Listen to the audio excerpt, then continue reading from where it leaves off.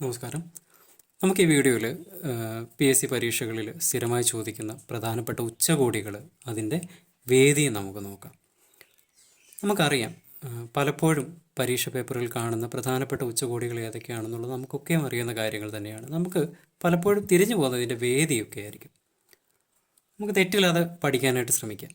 Okay, 2025 UN കാലാവസ്ഥ ഉച്ചകോടി വേദി, UN കാലാവസ്ഥ ഉച്ചകോടി വേദി അഥവാ COP30 വേദിയായ നാട് അഥവാ രാജ്യം ബ്രസീലാണെന്നുള്ള കാര്യം ഓർത്തിരിക്കുക. അപ്പോൾ COP30 ബ്രസീലിലാണ് നടന്നതെങ്കിൽ COP29 പലതവണ PSC ആവർത്തിച്ച് ചോദ്യമായിരുന്നു. COP29 വേദി എവിടെയായിരുന്നു? അസർബൈജാനിലെ ബാക്കു എന്ന നഗരത്തിലാണ് COP29 നടന്നെന്ന കാര്യം ഓർത്തിരിക്കുക. 2025 ബ്രിക്സ് ഉച്ചകോടി, ബ്രസീൽ തന്നെ വേദിയായ മറ്റൊരു പ്രധാനപ്പെട്ട ചോദ്യം. ബ്രിക്സ് ഉച്ചകോടി 2025 17ാമത് ബ്രിക്സ് ഉച്ചകോടിയുടെ വേദി റിയോ ഡി ജനീറോ ബ്രസീലാണെന്നുള്ള കാര്യം ഓർത്തിരിക്കുക. ബ്രിക്സിൽ നിലവിൽ എത്ര അംഗരാജ്യങ്ങൾ? അപ്ഡേറ്റ് ചെയ്തൊരു ചോദ്യം നമുക്ക് അവിടെ പ്രതീക്ഷിക്കാം, അല്ലേ? നിലവിൽ എത്ര അംഗരാജ്യങ്ങളാണ് ബ്രിക്സിലുള്ളത്? 11 അംഗരാജ്യങ്ങളാണുള്ളത്. നമുക്കറിയാം ബ്രിക്സിലെ അംഗരാജ്യങ്ങൾ ഏതൊക്കെയാണെന്നുള്ളത് നമുക്ക് വ്യക്തമായിട്ട് അറിയാവുന്ന കാര്യം തന്നെയാണ്. ഏതൊക്കെയായിരുന്നു? നമ്മുടെ ബ്രസീലും, for Russia, India, China, South Africa എന്നീ രാജ്യങ്ങൾ, അല്ലേ? അതോടൊപ്പം തന്നെ നമുക്ക് ചേർത്ത് വായിക്കാം, ഇപ്പം നിലവിൽ അതിൽ 11 രാജ്യങ്ങളെന്നല്ലേ നമ്മൾ പറഞ്ഞു. അവസാനിച്ച് സൗത്ത് ആഫ്രിക്കയിലല്ലേ? വീണ്ടും ഒരു എസ് ആരംഭിക്കുന്നു. Saudi Arabia. അറബ് മേഖലയിൽ നിന്ന് തന്നെ മറ്റു രാജ്യം ഏതാണ്? UAE. ഇയിൽ നമുക്ക് ആരംഭിക്കാം. ഏത്? ഈജിപ്റ്റ്. പിന്നെ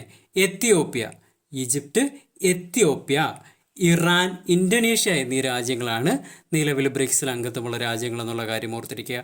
ഈ കൂട്ടത്തിൽ ആസിയാൻ രാജ്യങ്ങളുടെ പട്ടികയിൽപ്പെട്ട രാജ്യം ഏതാണെന്ന് ചോദിച്ചാൽ ഓർത്തിരിക്കുക, ഇന്തോനേഷ്യ ആണെന്നുള്ള കാര്യം കൂടെ ഓർത്തിരിക്കുക. അപ്പോൾ ബ്രിക്സ് ഉച്ചകോടി, 17ാമത് ബ്രിക്സ് ഉച്ചകോടി വേദി ബ്രസീൽ, റിയോ ഡി ജനീറോ ബ്രസീലാണെന്നുള്ള കാര്യം ഓർത്തിരിക്കുക.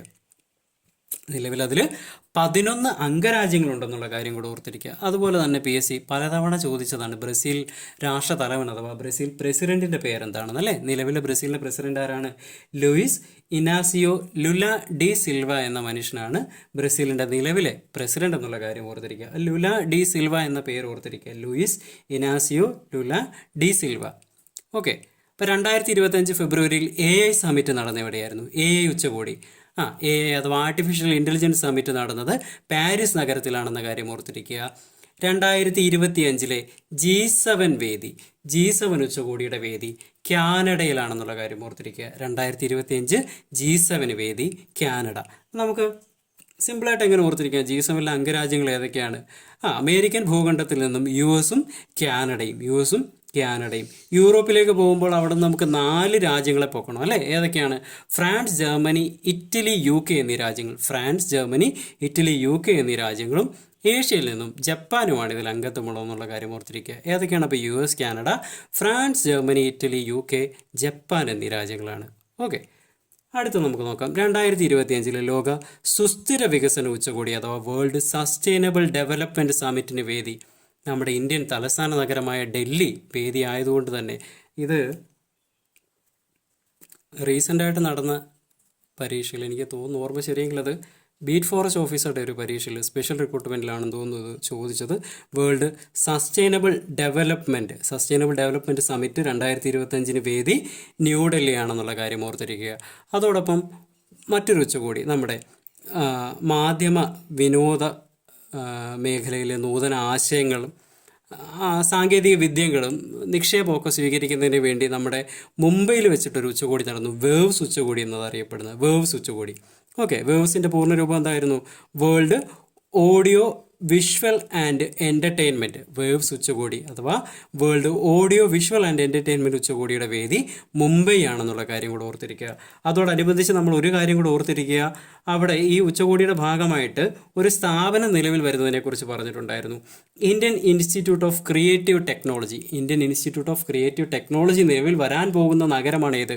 മുംബൈ നഗരം എന്നുള്ള കാര്യം ഓർത്തിരിക്കുക. Indian institute of creative technology വരാൻ പോകുന്നു എന്ന് ധാരണപ്പെട്ട നഗരമാണേത്? മുംബൈ നഗരം എന്ന കാര്യം ഓർത്തിരിക്കുക.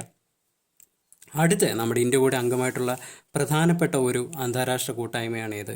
ബിംസ്റ്റെക്, അല്ലേ? നമുക്കറിയാം 6ാമത് ബിംസ്റ്റെക്കിന് വേദി, ബിംസ്റ്റെക് ഉച്ചകോടി 6ാമത് എഡിഷന് വേദി ബാങ്കോക്കിലാണെന്നുള്ള കാര്യം ഓർത്തിരിക്കുക. തായ്ലൻഡിലെ ബാങ്കോക്കിലാണ് ഇതെന്നുള്ള കാര്യം ഓർത്തിരിക്കുക. അതോടൊപ്പം തന്നെ ആ ഒരു സ്ഥലത്തിനൊരു പ്രത്യേകതയുണ്ട്. ഏത്? ബിംസ്റ്റെക് എന്ന സംഘടന നമ്മൾ ആദ്യം നമ്മുടെ ബേ ഓഫ് ബംഗാളിന് അടുത്തുള്ള അല്ലെങ്കിൽ ബംഗാൾ ഉൾക്കടലിനോട് ചേർന്നിട്ടുള്ള രാജ്യങ്ങളായിരുന്നു ഇതിൽ ആദ്യത്തെ അംഗരാജ്യങ്ങളായിട്ട് നിലവിൽ വന്നിട്ടുള്ളത് അല്ലേ. ഏതൊക്കെയായിരുന്നു ആദ്യം? ഇത് ഓർത്തിരിക്കുക, 1997 ജൂൺ മാസം 6-ാം തീയതി ബാങ്കോക്ക് ഡിക്ലറേഷൻ എന്നൊരു ധാരണ പ്രകാരം, ബാങ്കോക്ക് ഡിക്ലറേഷൻ ഓർത്തിരിക്കുക, ബാങ്കോക്ക് ഡിക്ലറേഷൻ ബിംസ്റ്റെക്കിൻ്റെ രൂപീകരണത്തിന് കാരണമായ ഉടമ്പടിയായിരുന്നു ബാങ്കോക്ക് ഡിക്ലറേഷൻ അഥവാ ബാങ്കോക്ക് വിളംബരം എന്ന ധാരണാപത്രം. അത് പ്രകാരം 1997 ജൂൺ മാസം 6-ാം തീയതി Bangladesh, India, Myanmar, Sri Lanka, Thailand എന്നീ 5 രാജ്യങ്ങൾ ചേർന്നാണ് ഇതിന് രൂപം കൊടുത്തത്. ആ സംഘടനയിലേക്ക് 2004 എത്തിയപ്പോഴത്തേക്കിനും നേപ്പാൾ, ഭൂട്ടാൻ എന്നീ രാജ്യങ്ങൾ കൂടി 2004 അതിൽ അംഗത്വം സ്വീകരിച്ചിട്ടുണ്ടെന്നുള്ള കാര്യം കൂടെ ഓർത്തിരിക്കുക. അപ്പോൾ നിലവിൽ ബിംസ്റ്റെക്കിൽ ആകെ 7 അംഗരാജ്യങ്ങളാണുള്ളത്. ബിംസ്റ്റെക്കിൻ്റെ പൂർണ്ണ രൂപം അപ്പോൾ എന്തായിരുന്നു? Bay of Bengal initiative for multi sectoral technical and economic cooperation. Bay of Bengal initiative for, M for multi, S for sectoral technical and economic cooperation അല്ലേ.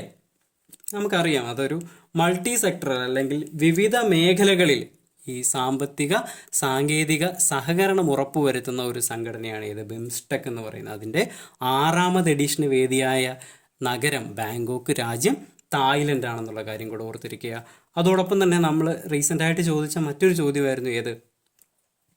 നമ്മുടെ കേരളം വേദിയായിട്ടുള്ള ഒരു വ്യവസായ വകുപ്പ്, കേരളത്തിലെ വ്യവസായ വകുപ്പ് സംഘടിപ്പിച്ച ഇൻവെസ്റ്റ് കേരള ഗ്ലോബൽ മീറ്റ് എന്നൊരു ഒരു ഉച്ചകോടി കൂടി ഉണ്ടെന്നുള്ള ഓർത്തിരിക്കുക.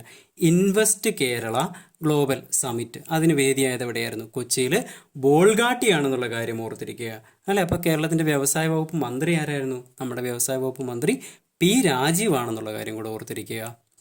അപ്പോൾ പ്രധാനപ്പെട്ട ഉച്ചകോടികൾ, ഏറ്റവും പ്രധാനപ്പെട്ട നമുക്ക് ഓർത്തിരിക്കാം UN-ൻ്റെ COP30 അഥവാ 2025 UN കാലാവസ്ഥ ഉച്ചകോടിക്ക് വേദി ബ്രസീൽ.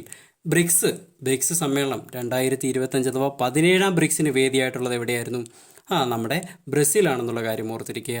അതോടൊപ്പം നമ്മുടെ 2025 AI സമ്മിറ്റ് നടന്ന പാരീസ്, G7 ആണെങ്കിൽ അത് കാനഡ അല്ലേ.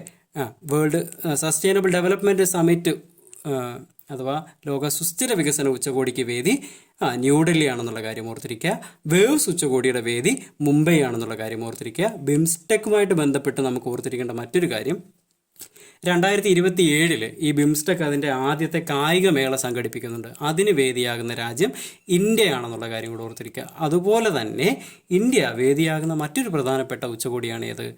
18ാമത് അഥവാ 2026 18ാമത് ബ്രിക്സ് ഉച്ചകോടിക്ക് വേദിയാകുന്ന നഗരവും ഏത് തന്നെയാണ്? ഇന്ത്യയാണെന്നുള്ള കാര്യം കൂടെ ഓർത്തിരിക്കുക. അപ്പോൾ നമുക്ക് അടുത്ത ഒരു കറണ്ട് അഫെയർ വീഡിയോ ആയിട്ട് കാണുന്നവരെ ഇതൊന്ന് ഓർത്തിരിക്കുക. പരീക്ഷകളിൽ ചോദിക്കുമ്പോൾ അതിനെ തെറ്റുകൂടാതെ എഴുതുക. ഓക്കെ.